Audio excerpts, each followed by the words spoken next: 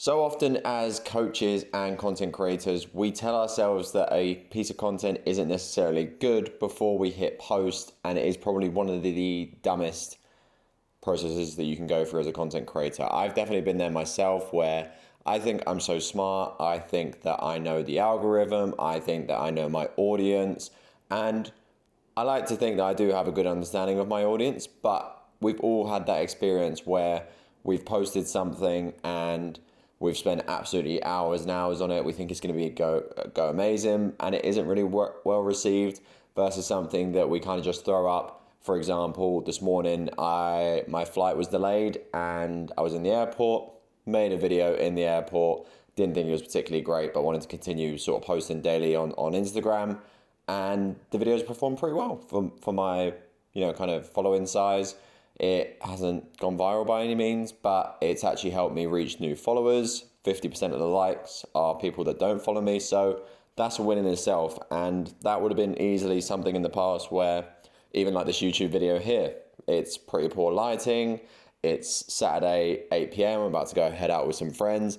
I don't particularly want to record this video right now, but I'm still here and I'm still able to make this point because I'm not letting my own ego and my own judgment get in the way. Because as soon as I hit publish on this video, if the video doesn't perform well, okay, no problem. I've still got it out there, but this video might be something that really resonates with you.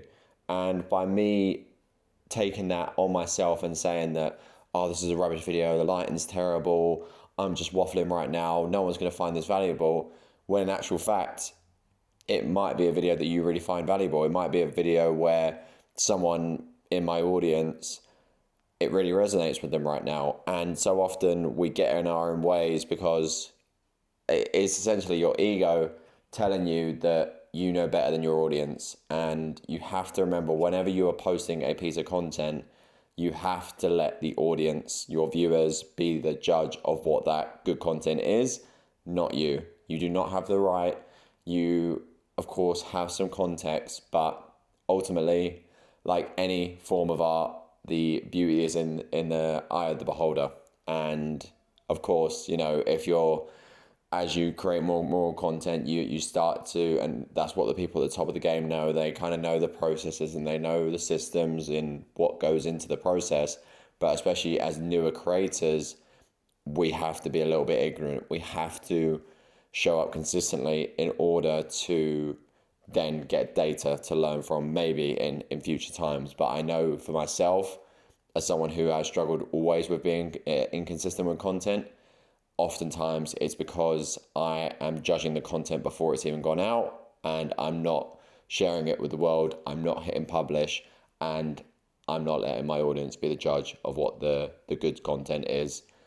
I'm taking that upon myself and making that judgment before I even hit publish. So just be aware, if you are someone that's doing that.